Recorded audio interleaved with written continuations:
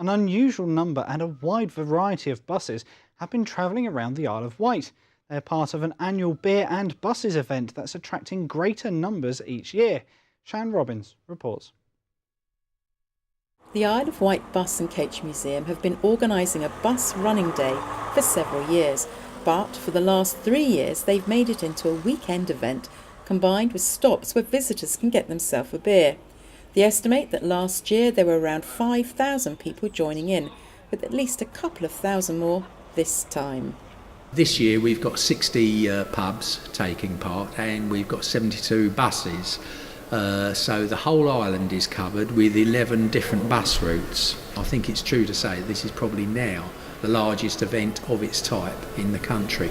The Isle of Wight Steam Railway helped the buses out with passenger numbers by running a service between Wootton and Haven Street. We're from Derbyshire and we've come down on an old bus for the beer and bus weekend, but we really enjoy old trains as well, so we've had a really nice ride on the steam train as well as the buses, and we've come for the beer, and so we're off for a beer now. So it's a small island, but there's lots of attractive places in the area, and this special weekend with the old buses and the steam train here just makes a superb weekend for transport entries and for anyone really who just wants a good weekend out. I'm not particularly a beer drinker, but my friends are, so I'm more a coffee man myself, but I'm still enjoying the weekend. It's absolutely brilliant.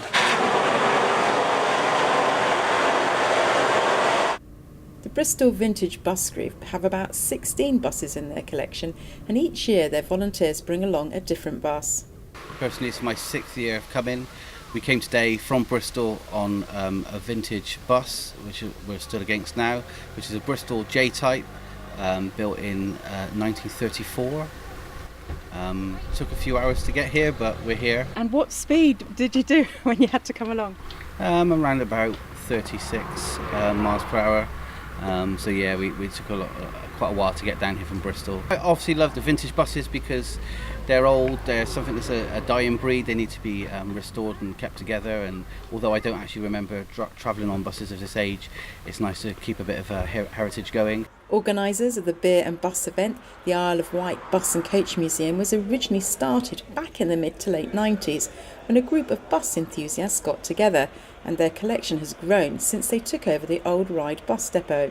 The oldest bus in the collection is a 1934 Dennis Ace, and the most recent bus is probably a minibus which dates back to the 80s.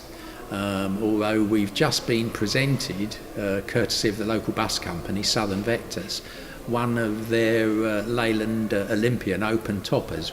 The museum are a registered charity run entirely by volunteers. The one feature that we have is that we don't charge admission. Entry is completely free, and we rely upon the generosity of the visitors to maintain the collection and contribute to the cost of the renovation and restoration of the building.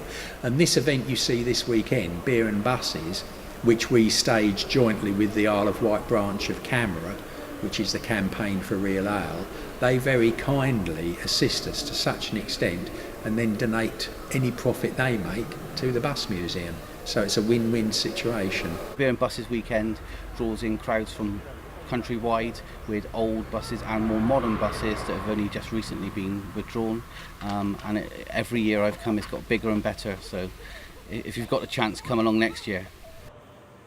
The Bus and Coach Museum based in Ryde will close for the winter on the 30th of the month. This is Shan Robins for That's Solent.